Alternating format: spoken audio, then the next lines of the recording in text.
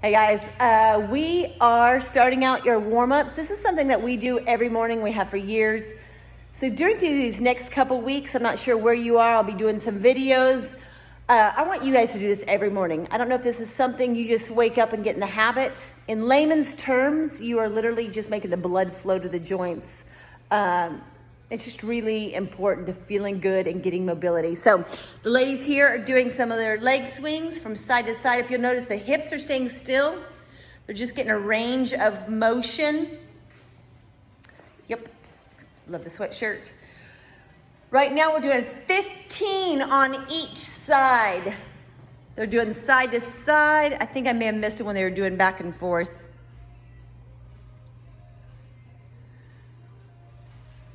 Awesome. There we go. Front and back. Same thing. As you'll notice, the hips are not swaying. They're standing straight up and down.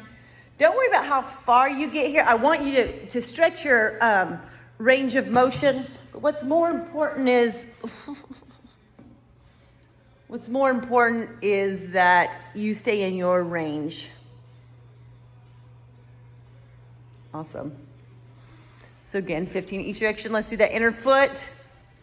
Before we go down to lizard pose, let's do that inner foot. Yeah, perfect.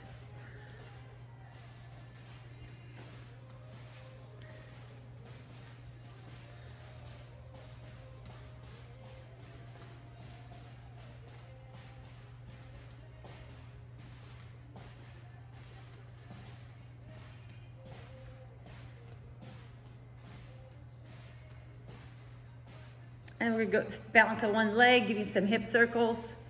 This one's about 10 on each leg. If you feel a click or pop in your, don't worry about balance too. Use something if you need to for stability. If you feel a little click in your hip, generally if you'll just change the angle of that toe, you can just stop it. So 10 in each direction.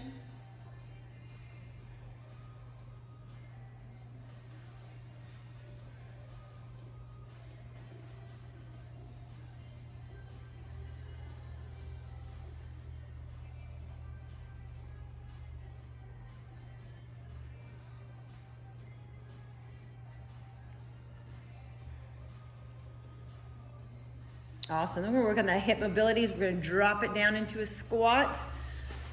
Feet are shoulder width apart. Knees are out. Yeah, these two girls look great. From here, we're going to just kind of hang out, let those hips. So what they're doing is they're pressing out on those knees, and the knees are pressing in on those elbows. Chest out. Let's step it back to a lizard pose. So hands go right in the middle of that foot.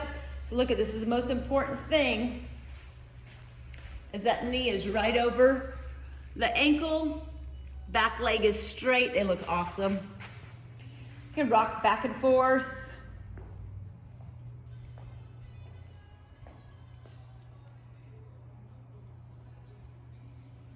And then tap that knee, or tap the arm with your knee. As you'll see, just kind of, just a small movement, tapping that knee. Perfect.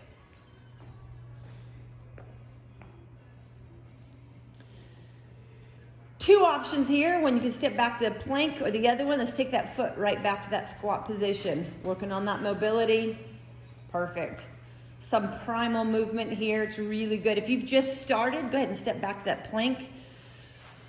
And now they're switching to the other foot. But if you've been doing this for a while, stepping back to that squat really helps movement. Awesome. And again, they're rocking back and forth.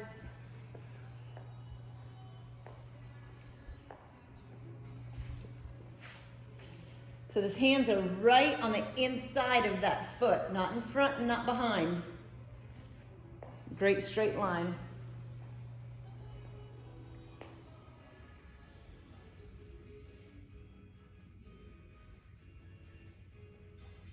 Tapping that knee and stepping back to squat.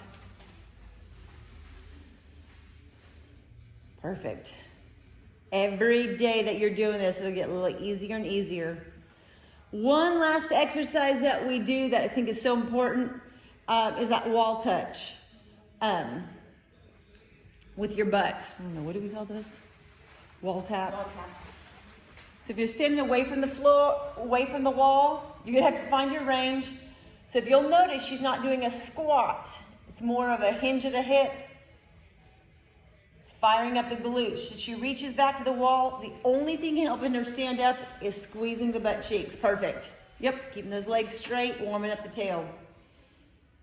If you have lazy butt syndrome, I promise you, this is gonna help wake it up. This is a great warm up anytime you're gonna hit squats, deadlifts, anything reminding you to hinge at the hips.